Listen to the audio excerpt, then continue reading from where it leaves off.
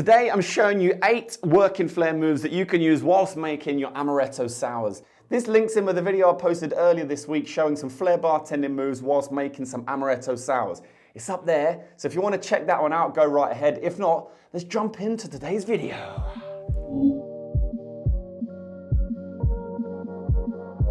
Kicking off with a simple one to begin with. You can use this for pretty much any tin on tin trick. It's really simple. First, with the grab, you need to make sure that you're holding the large shake with your index finger and your middle finger, and the small shaker on the bottom with your 2 other fingers. You're going to drop it down like so, release those 2 fingers on the bottom and grab the shake with the other hand. Then you're going to give a gentle toss for a single spin, and then it's going to come around and land inside the shaker. But if you look carefully, we put our index finger into place, and that just kind of helps assist the small shaker into the large shaker. And that's it. Simple as that.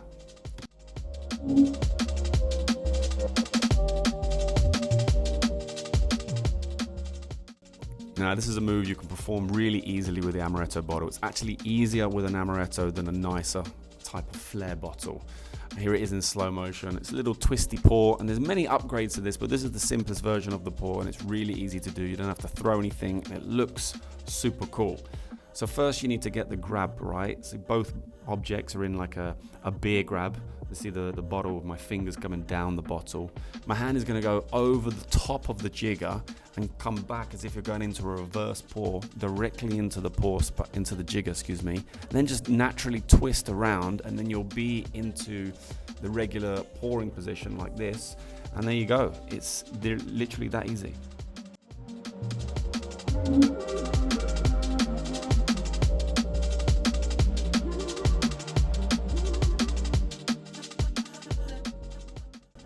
Now, this is the one I call the lazy pour.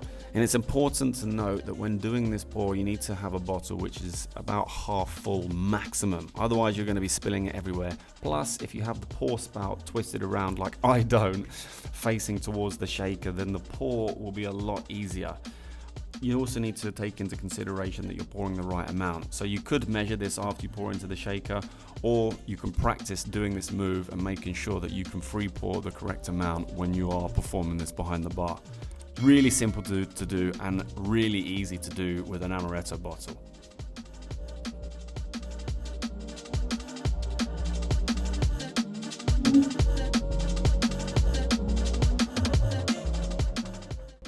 Okay, just a regular thumb roll with the jigger. And you can perform this with pretty much any jigger, but with the grail, you're going to hold on to with your thumb and your middle finger, just gently. And that middle finger is going to push that grail jigger, up around the thumb. You see, you swing it up with quite a bit of force. And that's going to stick to your thumb, move up, and then the thumb you need to move gently to try and help that jigger stick to your thumb. You see, it comes all the way around on top. You open up your fingers and bosh.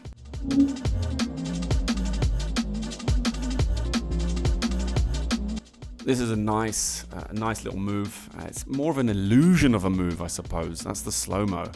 But we're going to start with the grab. So you're going to hold the bottom shake with your left hand in beer grip, and then your right hand, have your palms away, thumbs down, grab hold of the shaker. And then as you pick up, you'll naturally just turn the shakers away from you like this. And then when you come to this point, that hand, the right hand closest to me, you need to just kind of turn it so that the shakers are touching your fingers, and then twist it around like so. Grab hold of the shaker and perform the same movement with your other hand. And then as you get better and you get faster, it looks really cool. Now, I learned this from many South Korean bartenders who could do this really well, and do one in each hand as well, which I'll save for another video.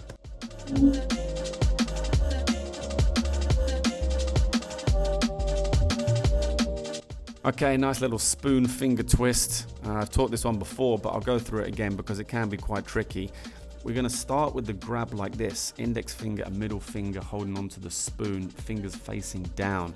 Then you're going to start twisting, see that, and lifting your fingers up as you twist. And I'm sorry that I go out of shot here, but you'll naturally just continue twisting that spoon until you get into this position. Now at this point, you're going to push the spoon with your index finger to make it fly around your thumb, basically for a thumb roll, like a helicopter horizontal thumb roll, like this. Move your fingers down, it comes around your thumb, open your fingers to catch when it moves past, and there you go. It's as simple as that. So give it a practice, and I'm sure you'll nail it quickly.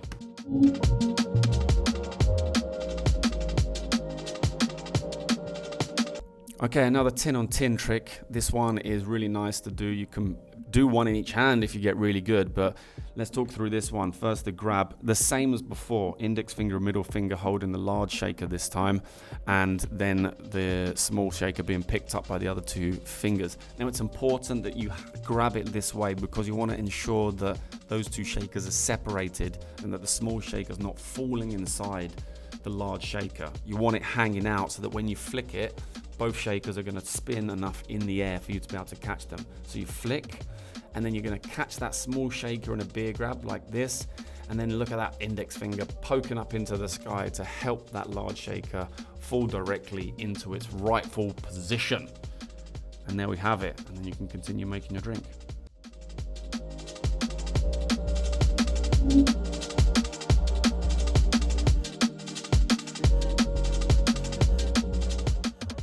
And this is an oldie but a goodie, but it's a great move to perform with an amaretto bottle. I used to only pour like this with amaretto. And if you look at the grab, my fingers are going down the bottle. My wrist is almost at a 90-degree angle, so that when I come to pour, it's going to be much more comfortable and it's going to look better like this. And the bottle's just going to rest in my hands like so.